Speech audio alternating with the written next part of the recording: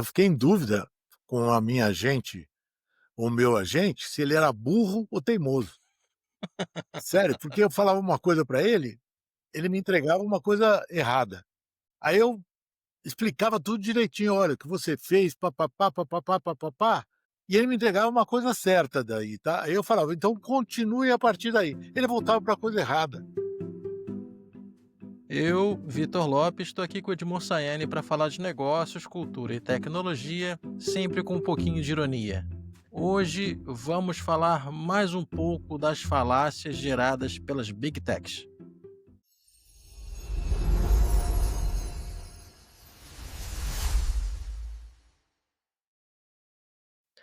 Edmur, pelo que eu andei acompanhando nas redes sociais, você teve evento nos últimos dias ou estou Tive enganado? evento sim. Não, fui para Santa Rita do Passa Quatro. Olha que Não, legal. mentira, mentira. Santa Ah, Cruz do Rio Pardo. tá. Eu confundo as 2. Eu fui numa são 4 nomes, eu acho que são iguais. Mas eu fui Ah, para Special Dog, que é uma empresa de rações para cachorros e gatos, que eu fiquei absolutamente impressionado de conhecer. Tamanha o foco de gente, tudo aquilo que a gente sempre pede, pelo amor de Deus, para as empresas terem, essa empresa tem, cara. Fiquei muito impressionado. 450 representantes, 450 representantes e, assim, um nível de seriedade, de comportamento bacana.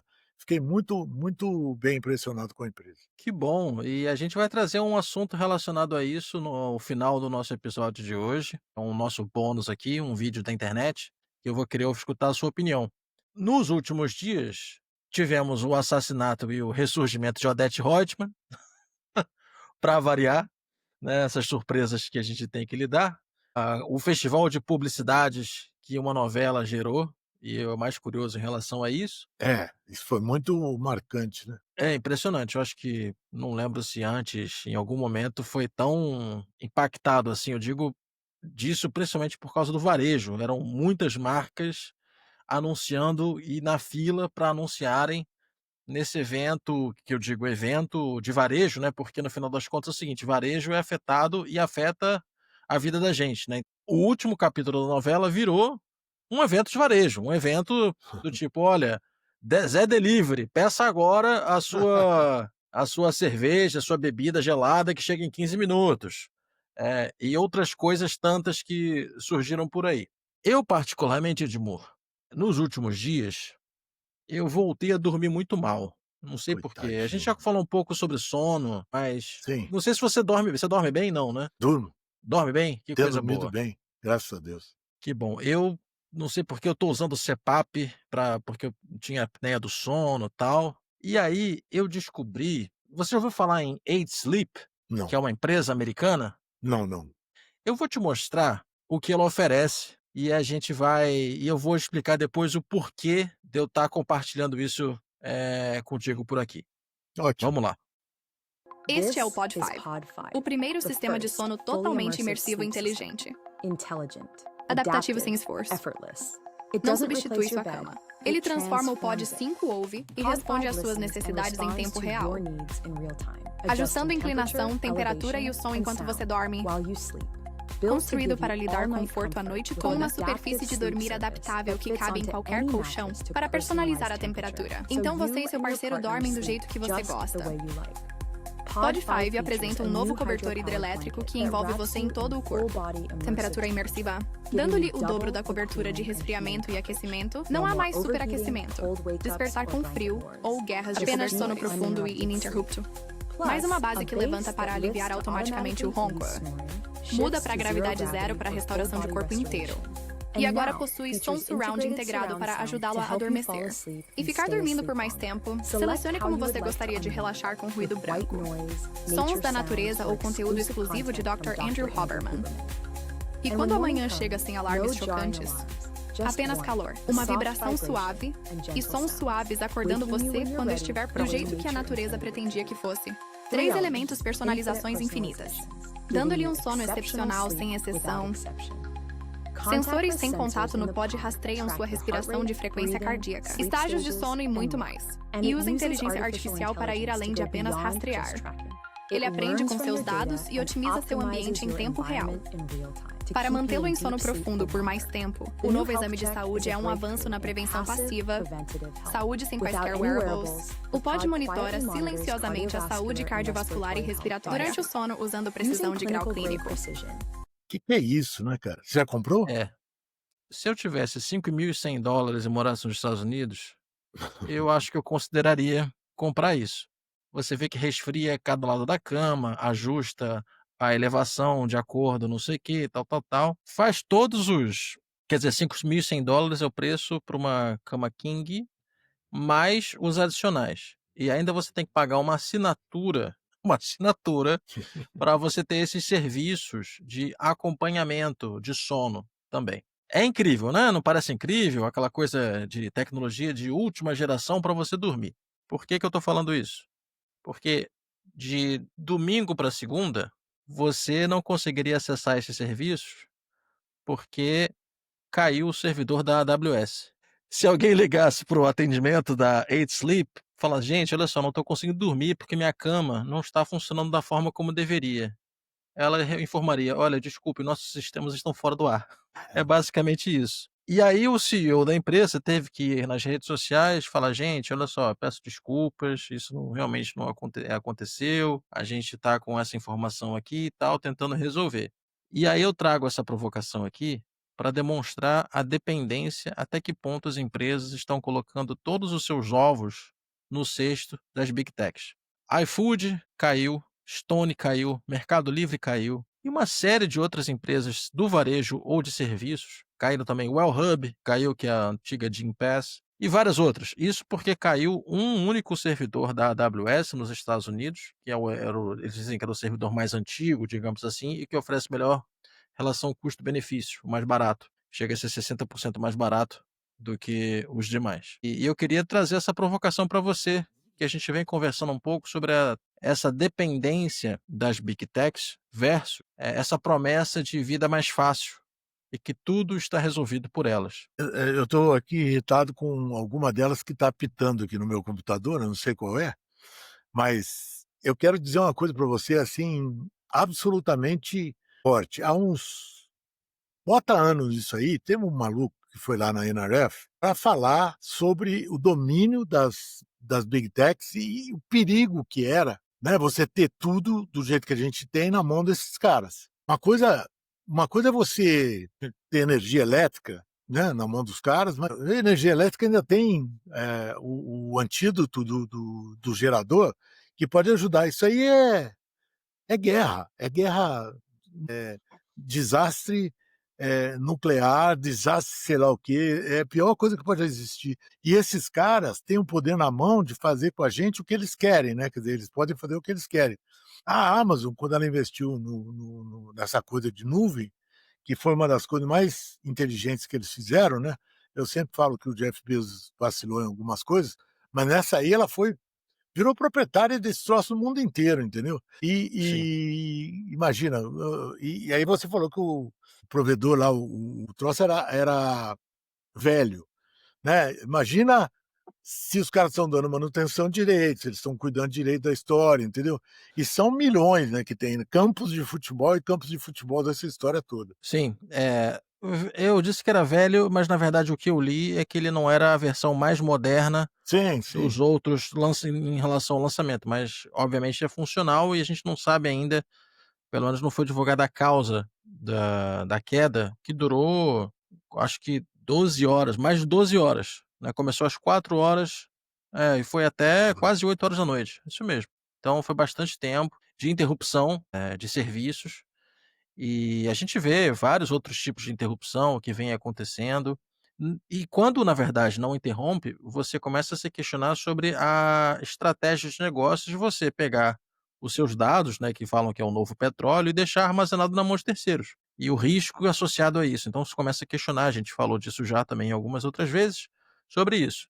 E aí uma empresa de tecnologia que ela desenvolve várias plataformas de gestão de projetos, de e-mail e calendário e tal, ela, curiosamente, ontem fez um evento com os seus funcionários.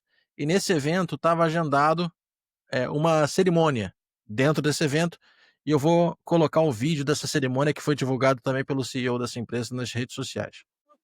Estávamos pagando a AWS 3,4 milhões. Nós pegamos esse dinheiro, investimos em nosso próprio equipamento. E nosso serviço não caiu hoje. Não foi uma grande crise quando a AWS estava sem serviço.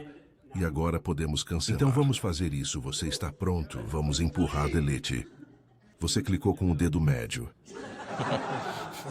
E estamos executando nosso próprio equipamento sem... Uma grande salva de palmas para toda a equipe. Este é literalmente um esforço de vários anos, chegando à sua conclusão final. Ou seja, eles começaram em 2023, eles decidiram que eles precisavam sair da AWS por questões estratégicas. E aí, curiosamente, ontem era um dia que eles iam fazer em conjunto o cancelamento total da conta da AWS e foi justamente no dia que a AWS caiu.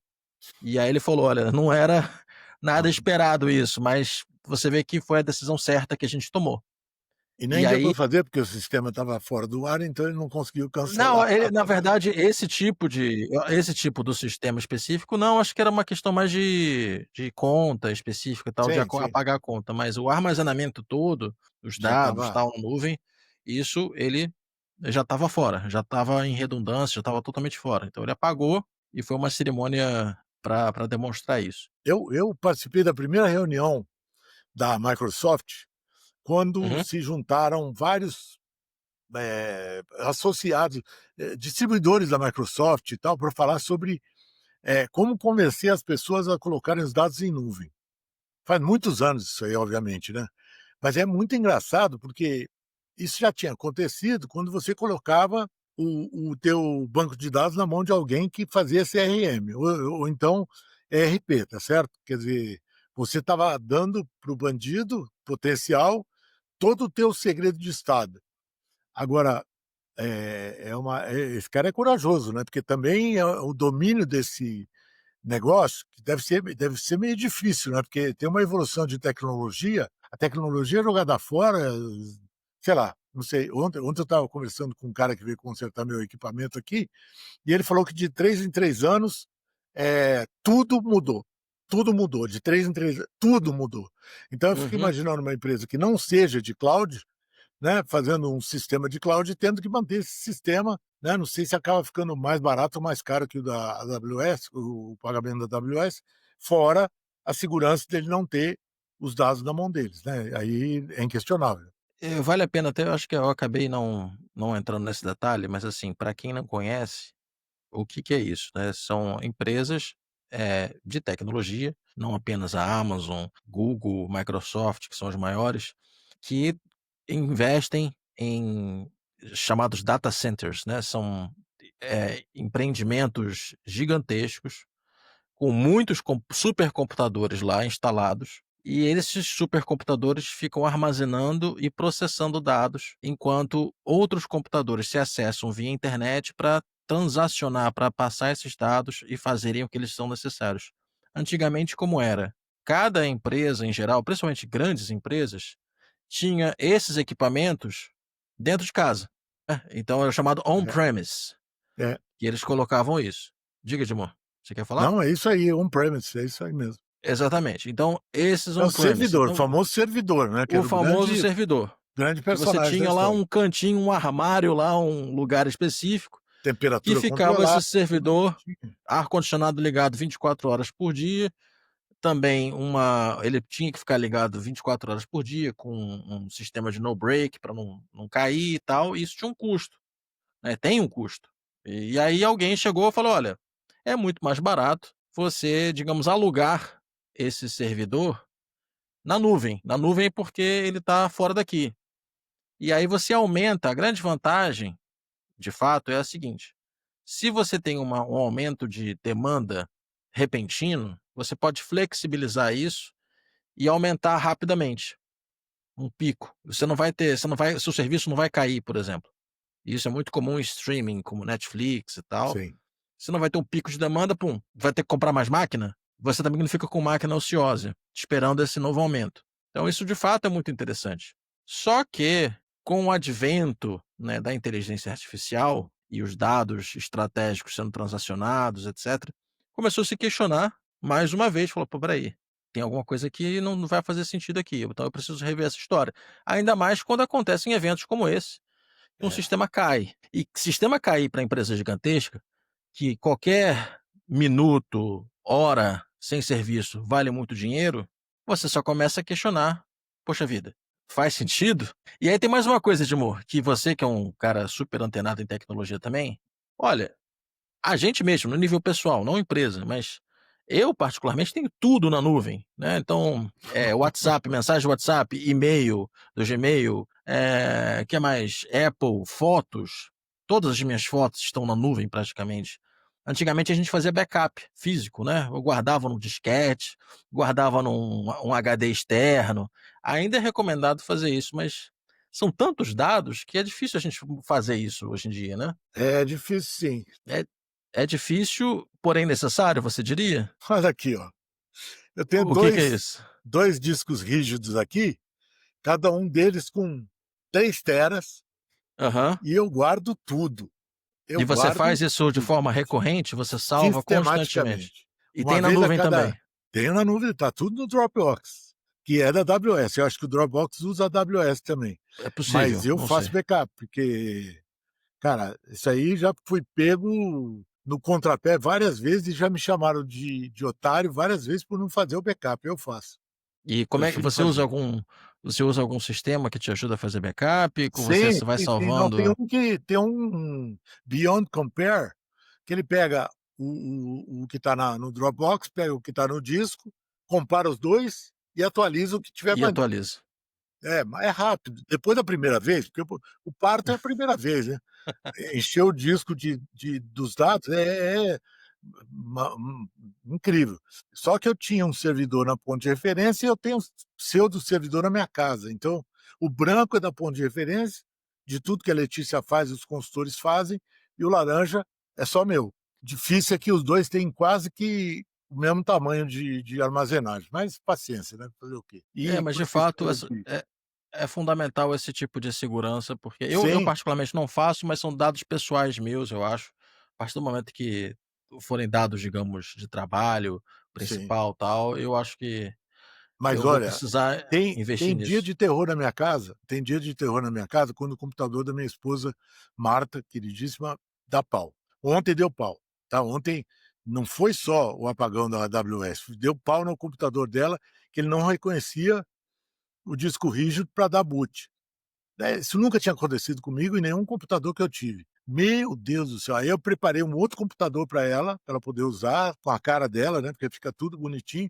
Eu tenho um backup aqui meu que eu usei, e às 9 horas da noite, olha que lindo, né, às 9 horas viria um cara aqui técnico, que acabou chegando 20 para as 10, ele entrou na BIOS, prá e fez o computador funcionar. Falei: Que coisa "Meu boa. Deus do céu, que ignorante". Eu não entendo nada de computador por dentro, né, e o cara veio e resolveu. Aí minha mulher olha para mim, finalmente feliz, né, porque, os traumas que eu já tive de mexer no computador dela, dar pau e tal, é melhor ter backup. Aí ela perguntou para mim: "E eu tenho backup?"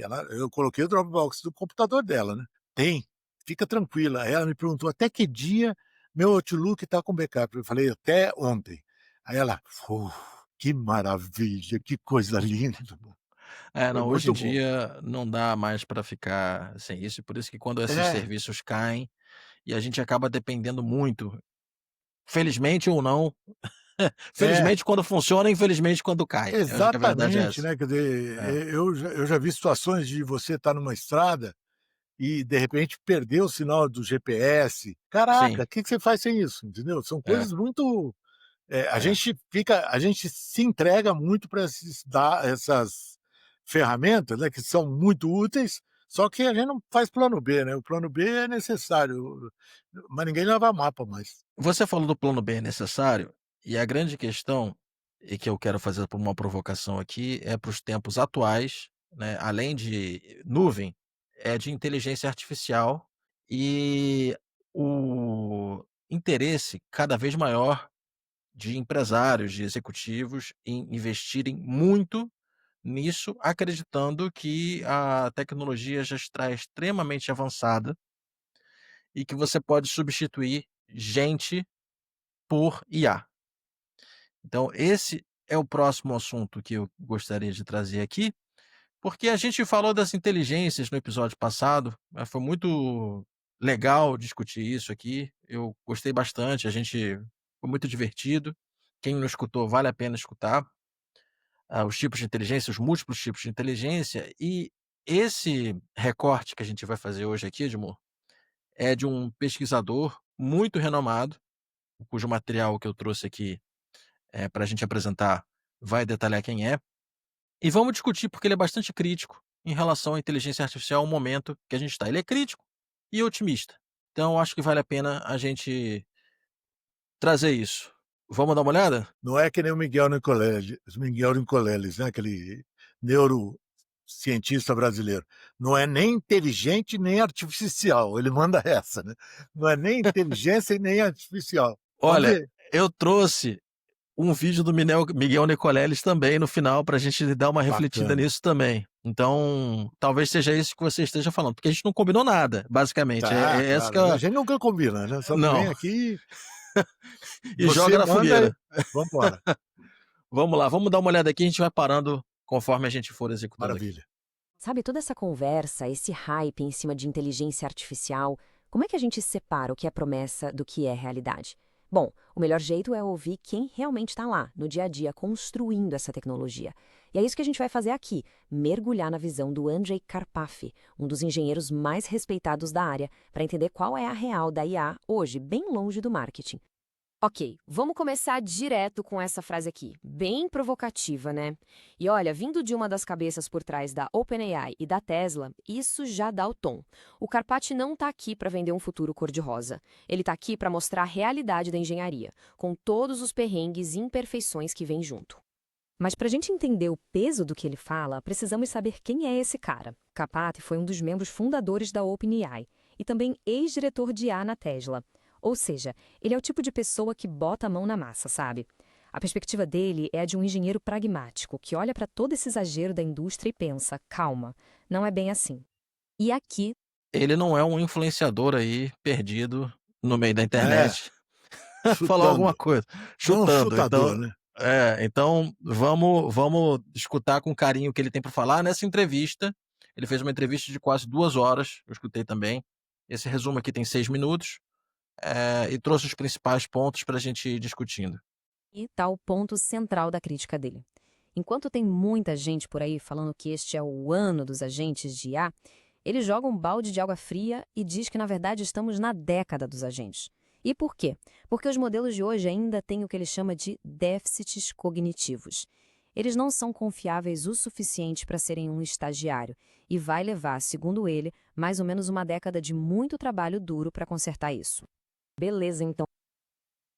Vamos lá, refletir sobre essas palavras, Edmur. Diga aí. Olha, eu aprendi a fazer agente, te contei que eu tinha aprendido a fazer um agente.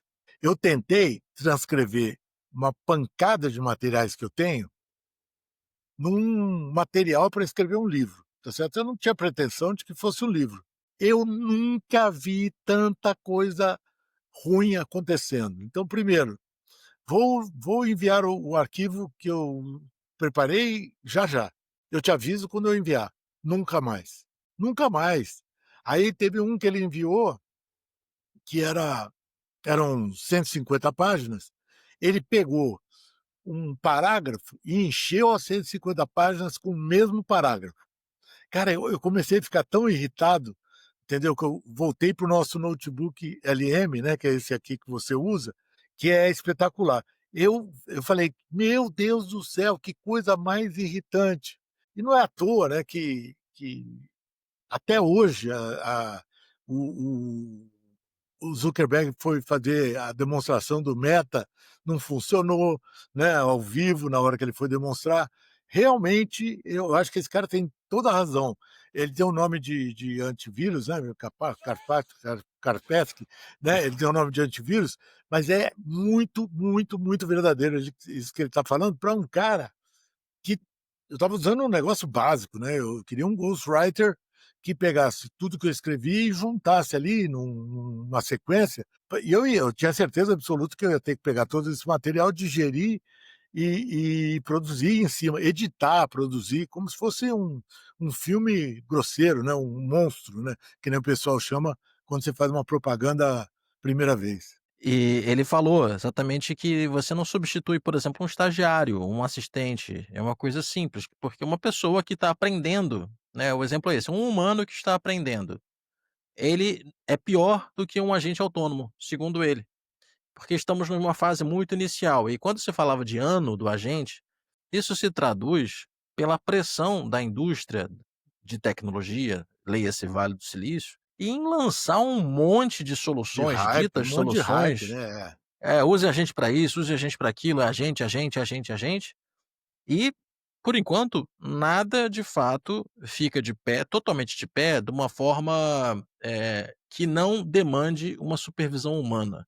Eu Sim. acho que esse que é o ponto principal. Não, eles sempre querem preencher a demanda reprimida, perdão, a oferta exagerada que eles geram, né, tentando gerar demanda reprimida por imitação, né. "Ah, o cara fez isso na IA, eu vou fazer também, eu vou fazer também", e é assim que eles vendem, né. Tanto é que uma vez lá no NRF teve um cara muito bom de um jornal que falou: "Eu estava apresentando outro dia para uns caras que vendem software e eles falaram: 'Sabe como eu vendo software?' Não, eu dou para alguém do mercado e falo para o outro que aquele cara comprou.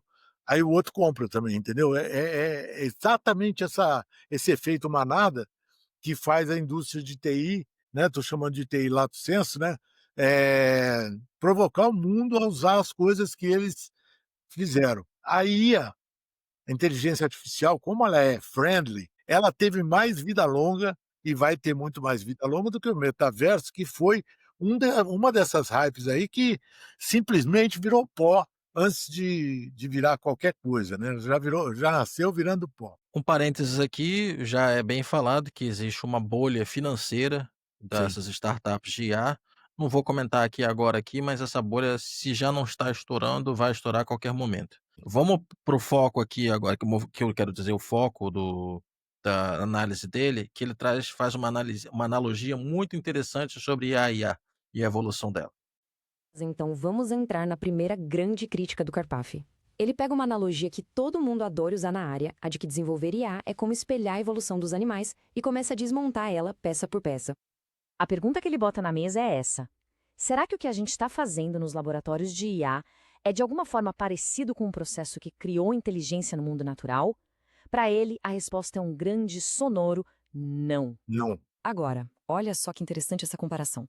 De um lado, você tem a inteligência animal, que, segundo Karpathy, é resultado de um processo de otimização totalmente diferente. São bilhões de anos de evolução, de luta pela sobrevivência, com um hardware já embutido. Uma zebra já nasce sabendo correr. Do outro, a gente tem a IA, que é basicamente pré-treinada imitando um monte de dados que nós humanos geramos na internet. Ele chega a chamar isso de uma evolução de baixa qualidade.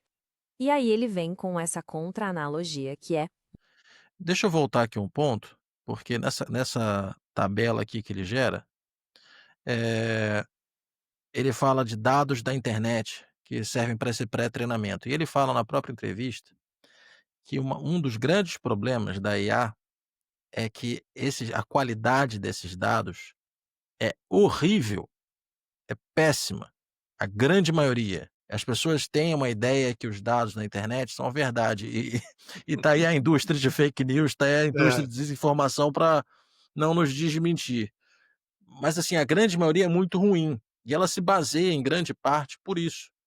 Eh, e aí isso gera um problema grave ao longo prazo, e é alguma coisa que precisa, ser refletida. Então ela também tem uma coisa voltada para ser a imitação desses padrões humanos, como se coloca ali.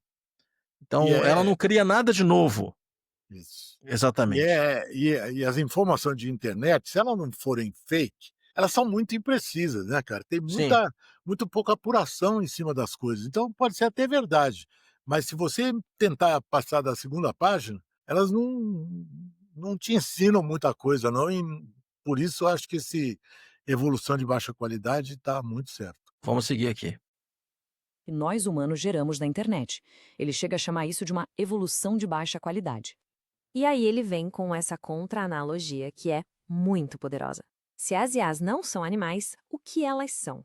Para eles, são fantasmas, entidades totalmente digitais, etéreas, que meio que assombram a internet, imitando os padrões que encontram por lá. É um tipo de inteligência fundamentalmente diferente, não tem nada a ver com uma cópia da biologia. Agora, a gente vai para uma crítica um pouco mais técnica, focada no aprendizado por reforço, ou RL. Essa é aquela técnica que muita gente diz que é o futuro, o caminho para ter IAs mais avançadas. Mas o Isso daqui ele vai explicar em detalhes, que é a forma como a IA aprende. Então é interessante a gente falar, e ele critica esse modelo que já está sendo, colocado em prática, e muita gente acredita que inclusive seja o futuro. Ele fala: "Não gente, espera aí, vamos olhar isso com calma". E aí ele apresenta aqui, vamos lá. Mas o Carpathen enxerga umas falhas bem sérias no jeito que ela funciona hoje.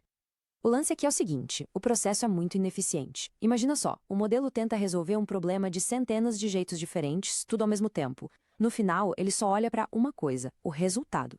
Se a resposta final estiver certa, todo o caminho para chegar lá é reforçado, incluindo os erros e os acertos no meio do percurso.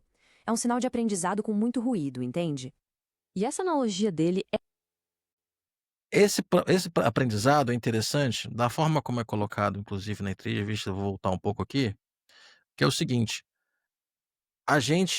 quando a gente erra, eh, a gente aprende também, principalmente a gente aprende, né. E tem até uma frase, um dito famoso que é religioso, digamos assim, que é: "Deus escreve certo por linhas tortas", né. Então você tem desvios no caminho que vão te levando para um lugar que de repente você não imaginava que fosse chegar. E isso são as conexões que vão acontecendo de vida, cerebrais, de aprendizado, que vão fazendo isso de um aprendizado, transformando isso num aprendizado. Isso é humano. E a inteligência artificial, ela não tem a capacidade de fazer isso, se é que vai ter, pelo menos de algo genuíno. Então, ela é algo totalmente antinatural. Alguns podem argumentar que ainda não tem. Ah, porque de repente a computação quântica vai permitir isso, ou porque vai ser criado um novo modelo que vai permitir isso. Mas fato é que da forma como as pessoas encaram hoje a inteligência artificial, hoje e nos próximos anos, não está pronto. Eu acho que essa reflexão precisa ser feita nesse momento aqui, e esse processo que ele vai mostrando de tentativa, verificação, recompensa e ruído, é uma demonstração disso. Eu fiquei em dúvida com a minha agente, o meu agente, se ele era burro ou teimoso. Sério, porque eu falava uma coisa para ele me entregava uma coisa errada. Aí eu explicava tudo direitinho: "Olha, o que você fez, pá-pá-pá, pá-pá-pá, pá-pá-pá", e ele me entregava uma coisa certa daí, tá. Aí eu falava: "Então continue a partir daí". Ele voltava para a coisa errada. É É impressionante irritante, isso aí, é cara. É irritante. E muito quando você faz impressionante. uma pergunta, e você fala: "Não, tá errado". Aí eu falo: "Ah, é, realmente, você está certo". E aí vai e continua e depois volta no erro E ainda é e baba-ovo, né, ainda é exatamente, puxa-saco do puxa-saco demais. Exatamente. É puxa-saco ao extremo. Vamos continuar aqui.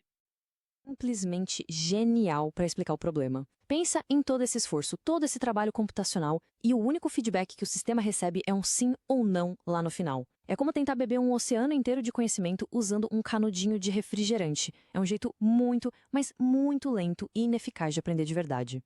Mas não é só o aprendizado por reforço. O Carpati aponta várias outras limitações fundamentais nos grandes modelos de linguagem que a gente tem hoje. Ele junta tudo isso sob o nome de déficits cognitivos para mostrar que ainda estamos bem longe de uma inteligência que seja robusta de verdade. Vamos passar por esses pontos rapidinho. Primeiro, os modelos memorizam demais em vez de entenderem de fato. Eles não têm um mecanismo como o nosso sono para consolidar o que aprendem.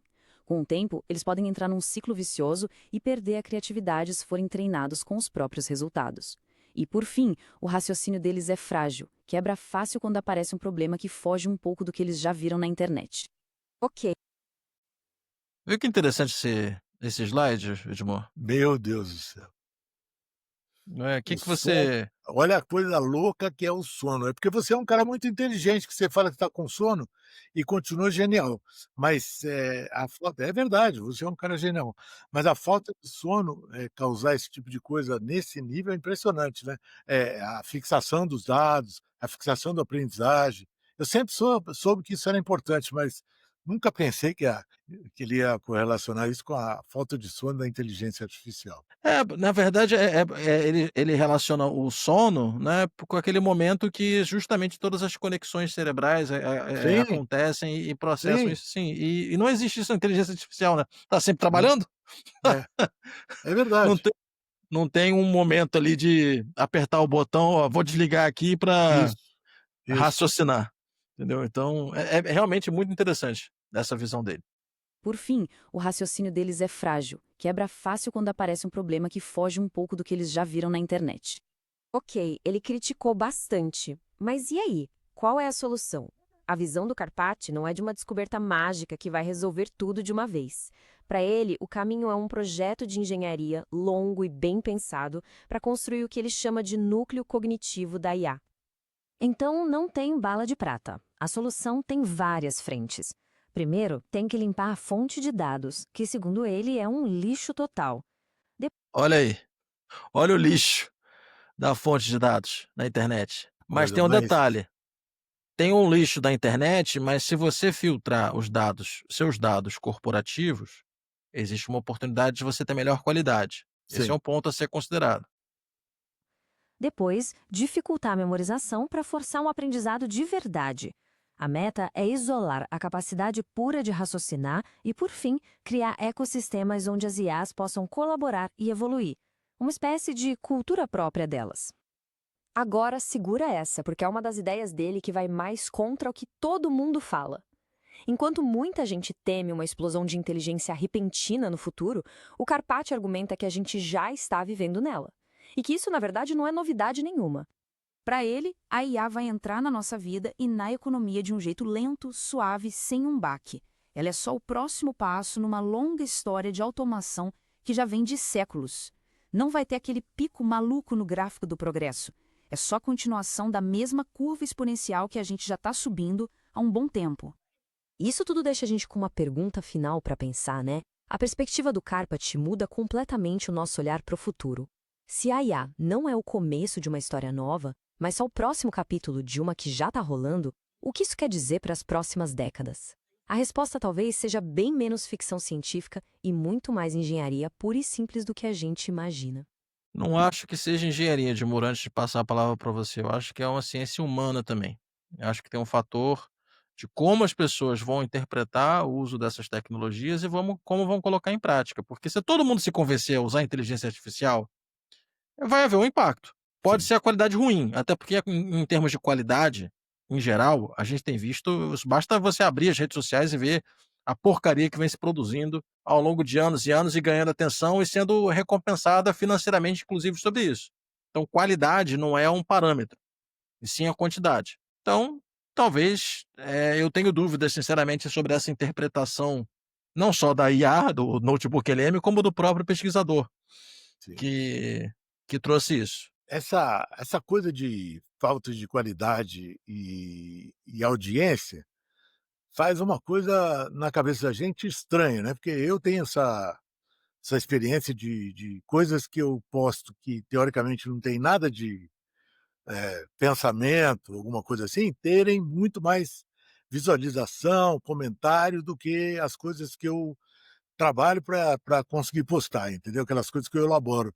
E isso aí é só ver a quantidade de influenciadores, no vácuo, né, aqueles não influenciadores, mas que acabam sendo influenciadores e acabam ganhando muito dinheiro, para você ver que tem um defeito aí cognitivo na humanidade, né, de estar se, pervertendo, né, por baixa qualidade, achando que isso é bom, né, que isso é o que ela deve consumir. Isso aí para mim talvez seja uma das constatações que você falou do humano, né, quer dizer, uma constatação de que, eh tá precisando ter alfabetização nesse assunto, né, nos assuntos que realmente interessam a humanidade.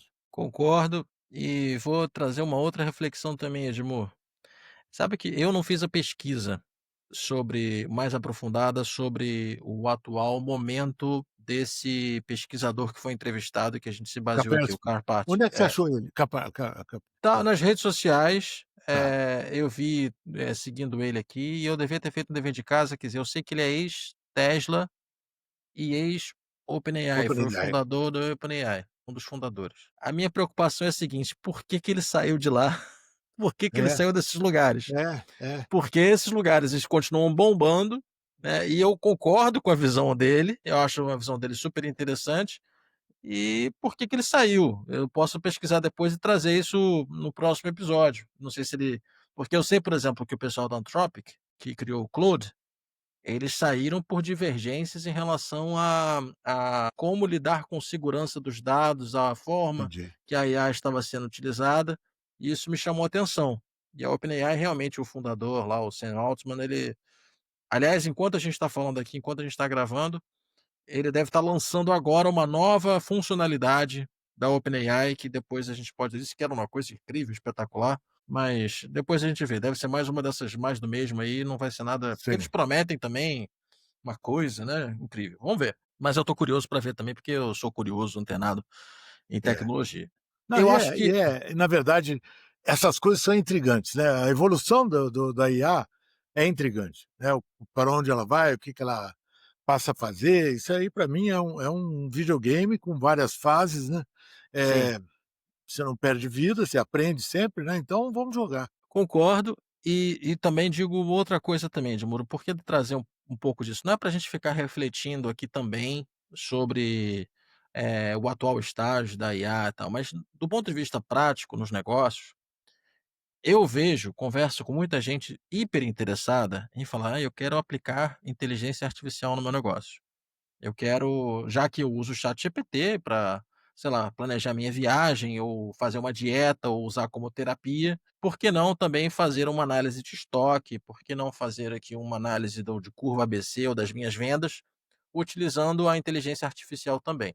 Eu te respondo: porque vai te gerar erros. Você gostaria de tomar decisões erradas com base nos dados gerados pela IA, pela interpretação gerada pela IA, porque pode dar problema. E tem lá sempre um avisinho ali em letras miúdas, letras É, pequenas. eles A falam IA isso, pode né. gerar erros. Então, é interessante você utilizar, fazer algumas tarefas básicas, interessantes. Eu gosto muito particularmente para fazer resumos. Acho que quando você tem um dado específico, você faz resumo, funciona bem. O notebook LM que faz resumos muito bem, eu tenho esse cuidado de sempre consultar a fonte original e ver, tá batendo? Tá batendo. Eu sinto mais confiança. Agora, você simplesmente tomar uma decisão e deixa que a IA resolve para mim, a ponto de, já escutar a gente falando assim: "Não, eu gostaria que, por exemplo, a IA fizesse análise do meu estoque, e aí a partir disso já dispara um pedido de compras", Sim, e vai. é, Aí que você tudo bem, se a IA vai fazer isso, o que que você vai fazer então? Você vai cuidar do atendimento do cliente ou você vai botar a IA também para cuidar do atendimento do cliente? O que que você vai cuidar? exatamente. Você vai então cuidar do bem-estar dos seus colaboradores ou você vai querer que a IA fique lá fazendo um chatbot também para cuidar e fazer o atendimento do então o que que você vai fazer no final das contas? Você quer fazer mais com isso? Então fica todo mundo buscando, na verdade, uma tecnologia para fazer mais, eu acho que são essas reflexões que a gente precisa fazer, tipo, eu sou super favorável à IA, mas, use com moderação, eu acho que seria Eu esse acho que eu uma vez ouvi uma figura de linguagem que falava o seguinte, né, eh, quando você tem uma liderança e expande muito o seu negócio, tem um efeito geleia na torrada, né, porque você expande muito o seu negócio, tem pouca geleia para muita torrada, a torrada vai crescendo e aquilo vai ficando ralo. Então o uso indiscriminado da IA, para mim, tem um pouco desse efeito também, de você perder o controle da acuracidade do que você está fazendo. Eu acho que no dia que a gente foi fazer aquela imersão aqui em São Paulo de IA, o primeiro palestrante falou de dados, o segundo, o terceiro, o quarto, o quinto, o sexto, sabe, mas não foi domingo, segunda, não foi, os dados são o novo petróleo. Não, ao contrário, os dados são um lixo. Ele fala, os dados são um lixo e ninguém cuida dos dados. E aí, daí para frente, pronto. Aí você pega um notebook LM que ele tem uma vantagem, né? Você pega uma fonte determinada e ele faz uma análise sobre aquela fonte determinada.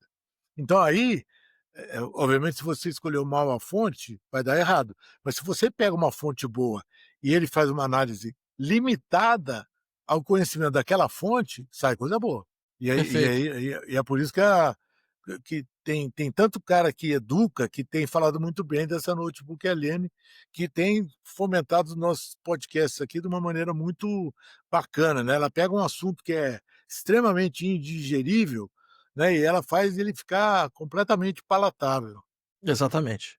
Com entusiasmo, né? Que é o bom Com desse entusiasmo, mas é, ainda assim tem que sempre tomar cuidado, porque senão, de novo, perde uma característica e você mesmo vai mostrar que você pode ser substituível. sim. Não faz sentido, é só uma ferramenta, é uma ajuda, não é Mas você.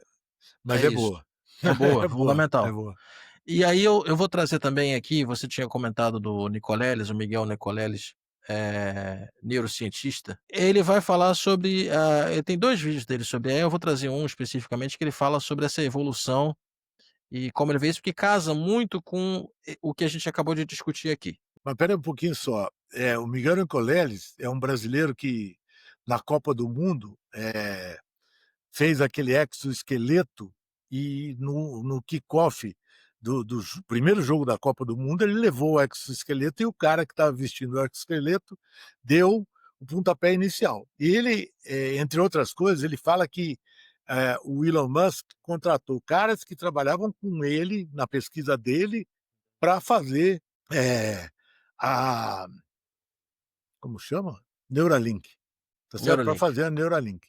E ele é pé da vida com essa história, porque ele não gostou da maneira como o Elon Musk primeiro fez a inserção dos chips, sei lá o quê, porque existiam maneiras muito menos invasivas de fazer, e segundo, a promoção do nada, né? Eles não tinham feito nada e ficavam falando que estavam fazendo muita coisa, entendeu? Ele ficou muito bravo com isso. Ele fala, Sem pô, eu dúvida. pesquisei décadas para chegar no ponto que esse cara ainda não chegou, pegou o meu cara para fazer para ele crescer rápido, né, aprender rápido e fica falando bobagem. É esse o Miguel Nicoleles. E esse também é o Elon Musk, Os que dois, também promete, é. promete, promete, promete e vive de hype. E aí as pessoas 90% hype e 10% entrega. Mas é isso. Vamos escutar o Nicoleles agora. A questão do trabalho é uma questão central na área de inteligência artificial nesse instante, porque o que nunca é dito é que o grande objetivo, desde o início, desde os anos 50, era a automação. Era a produção de um sonho de automação completa das atividades econômicas, industriais, intelectuais, que nunca vai poder ser realizada, é óbvio, mas ela faz parte quase que da bíblia do Silicon Valley desde o início da sua criação, porque o trabalho humano sempre foi visto apenas como um custo para os grandes overlords da área, né? E não o que ele realmente é, né? Não só uma necessidade humana, mas um componente vital de qualquer atividade econômica, industrial, intelectual. Então, existe o risco de vários tipos de atividades a tentativa de serem substituídas por sistemas automáticos. Só que nos últimos meses, no último ano e meio, várias dessas tentativas têm dado com burros na água, porque, por exemplo, quando tentaram substituir os programadores, o código produzido pelos sistemas de inteligência artificial tem um monte de bugs, tem um monte de erros, e as empresas tiveram que recontratar, em condições piores, evidentemente, para corrigir os erros. Então, em múltiplas áreas, jornalismo, arte, você está tendo já o backlash, você já está tendo a demonstração cabal de que a criatividade humana e a agência humana não podem ser automatizadas de acordo com os sonhos de megalomania do Silicon Valley. Então, é um tiro na água que cada vez mais vai ser exposto diuturnamente, né, com as falhas dos sistemas de automação, como a gente viu, vários panes em aeroportos, panes em sistemas de hospital que estão ocorrendo nos últimos meses, né? que você tem a dizer, Esse Edmur? cara é bom, esse cara é muito inteligente. Eu gosto dele. Você sabe que a piada mais engraçada dele, eu já contei para você, não vou contar aqui, que ele é palmeirense. Todo mundo sabe, ou pelo menos grande parte das pessoas sabe que o mascote do Palmeiras é porco. E ele fala que quem é cientista tem que se acostumar e ser palmeirense. Por quê, Miguel? Porque na ciência tem muito espírito de porco, entendeu? Ele fala. Tem muita gente que quando você começa com uma tese, te capa a tese, né? Que nem samurai japonês, antes dela É, começar a ser explicada, entendeu? Que é bravo também, né? A gente fala de Big Tech, mas a ciência também tem o seu sim. lado perverso. Pesado e muito ego envolvido, Muito ego. demais. Os PhDeuses, como dizem, não são É os isso mesmo, PhDs, é são isso os mesmo. PhDeuses É. e por aí vai. E eu acho que é bacana trazer esse vídeo porque ele completa, né, de uma forma bem simples, tudo Aqui, aquilo que o pesquisador, apresentou na entrevista é dele no impressionante. podcast, e a gente vai ver isso cada vez mais, né. Então, nos próximos meses, se não semanas, talvez dias, a gente não sabe ainda. Mas é bom, você que usa inteligência artificial, a mensagem que a gente deixa aqui, pelo menos eu, acho que o Edmur também concorda com isso, é: use com moderação. Eu acho que É, eu com diria. muito não, e É, ela é, como meu filho fala que ele e o irmão dele são, né, ele fala que o irmão mais velho dele é o rascunho do que foi passado a limpo, que é ele, né, o Rodrigo fala que ele é o irmão dele passado a limpo, que não é verdade, os 2 são bonitos e tal, mas no caso da gente aqui, se não passar limpo, se não revisar, vai fazer besteira, vai alucinar. Você vai alucinar e não porque quando o cara fala que a inteligência artificial alucina, ok, alucinou, mas você se manter passivo em relação à possibilidade dela fazer errado, quando está escrito embaixo. Tem uma pesquisa de cigarro, né? O cigarro causa câncer, e aí o cara passa pela ressonância, e quando ele vê figura de câncer, assim, ele fica excitado, né? Parece o cara de ar, né? Aí causa erro, mas ele vai e faz tudo sem fazer a menor parcimônia de análise. perfeito.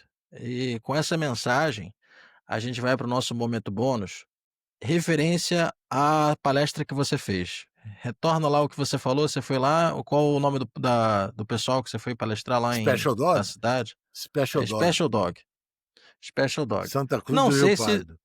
não são concorrentes da Petlove, a Petlove provavelmente ela é cliente lá, é fornecedora, tem uma Isso, relação comercial com a isso, Petlove que compra os produtos deles, né. exatamente. A Petlove, eu vi aqui na internet uma pessoa que divulgou uma cartinha recebida por esse tutor, ou por essa tutora.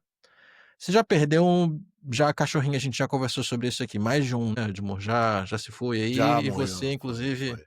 é, A Marta fica e muito não triste com isso. pois é, eu Eu fico também já triste, perdi ela um. quase morre. Eu queria a sua opinião, sobre, o que a Petlove fez, uma ação aqui específica. Eu vou botar o vídeo aqui, e aí a gente vai discutir. Pílulas da Saudade. Informações sobre o produto. A Pet Love sabe como é difícil lidar com a partida de um pet querido.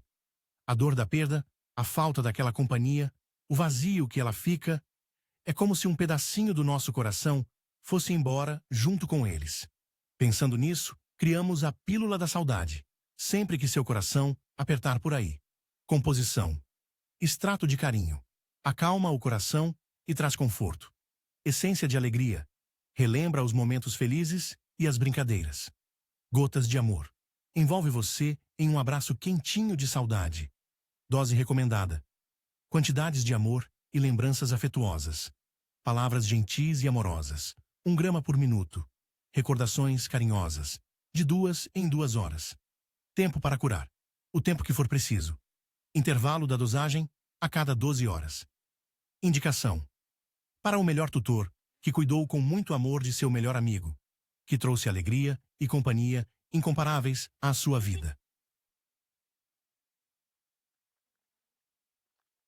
Vem uma foto, um imã de geladeira, né, do bichinho, e essa cartinha tem frente, né, e verso com essa mensagem pro tutor, pra tutora que acabou de perder o seu bichinho. O que Mas você achou, Edmur? sugestão é que não dê isso pro dono, pro tutor, assim que o animal morreu. Ele vai ficar maluco, ele não vai aceitar isso aí, porque ele tá completamente de luto, tá certo? Então deixa passar o luto um É, pouquinho, porque exatamente. Foi que alguns comentários eu li sobre isso. A pessoa tá muito abalada e tem não, gente que tá, pode fica, até...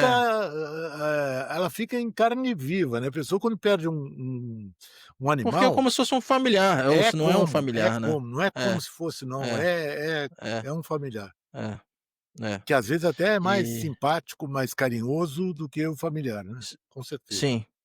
Mas como é que você vê essa ação? Você vê mais Ah, muito positiva, positivo, mais... muito positivo. Acho que esse é um assunto, é que nem câncer, tem que falar dele, existe, é uma possibilidade, entendeu. E ninguém compra o animal pensando na morte do animal, mas quando uma Não, marca que eu vende o comprador. animal É. faz uma ação dessa, é muito bacana para ver a parceria que ela tem realmente. Claro que o interesse dela é que o animal não morra nunca para poder vender ração para ele a vida inteira, mas na hora de uma agonia dessa, ter um carinho desse, né, e bem criativo aliás, é muito bom. É, porque no final das contas, quando você tem um bichinho, você sabe que o bichinho ele vai durar 15 anos, É, 10 anos, dependendo da sua idade, você é, sabe que o curso natural das coisas é que ele vai antes de você. com A não certeza. ser que você arrume uma tartaruga, e aí e É, aí, enfim, vê o que que a coisa no acontece. Galápagos, né, pega daquelas tartarugas do Galápagos. É, mas foi uma ação bacana, eu acho que genuína. E Quem carinho, né, e fez carinho, carinho é, é bom, é, carinho é quem fe nunca é demais. mas eu particularmente, depois que eu perdi meu cachorro, meu primeiro cachorro, eu simplesmente eu não prefiro não... É como teve momento de luto, e aí depois, assim, eu não fico vendo muita foto, não deixo foto Não, exposta, assim, não, entendeu. foi, Eu né. tenho uma foto lá, sei onde tem a foto que eu quero ver e tal, mas eu particularmente já... É, Mas eu tenho outros cachorros agora e enfim, meus a pais vida segue. meus pais e minhas irmãs morreram, a primeira coisa que eu fiz foi tirar da agenda, de telefone, sabe, deixar eles irem na boa. Eu acho que isso aí é uma coisa É. importante, lidar com a morte, porque a morte existe. Se você ficar, lutando contra o fato de que a morte existe, cara, isso aí faz mal para todo mundo, para quem morreu, para quem está vivo, para quem está perto, faz mal para todo mundo. Eu acredito muito que, eh, uma visão meio espírita, assim, nessa hora é boa, porque, sabe, alguma coisa boa está acontecendo e não dá pra gente achar que é o fim do mundo por causa disso. Claro, vai ter um dia, 2 dias, 5 dias, 10 dias, um mês de luto e muita dor. Não fala nem pensar, mas chega uma hora que você tem que realizar e move on, né, siga em frente e vai embora. Pra gente fechar, me lembrei de uma coisa, você estava falando desse assunto, passando pela Barra da Tijuca, sempre a Barra da Tijuca, eu vi lá: "Funerária Premium". Eu não sei exatamente o que que significa uma funerária premium, mas tinha que ser Barra da Tijuca, Meu porque eu Deus do acho que céu, deve ser... lá vende, lá vende. É. E um outro assunto que eu acho que obviamente a gente vai deixar para o próximo episódio, não para esse, mas é o seguinte, é Natal, né, Natal já tá chegando. Eu Isso. falei da Barra da Tijuca, porque a árvore de Natal do Barra Shopping já tá de pé. Sim, já escrevi o texto de Natal desse ano, já escrevi.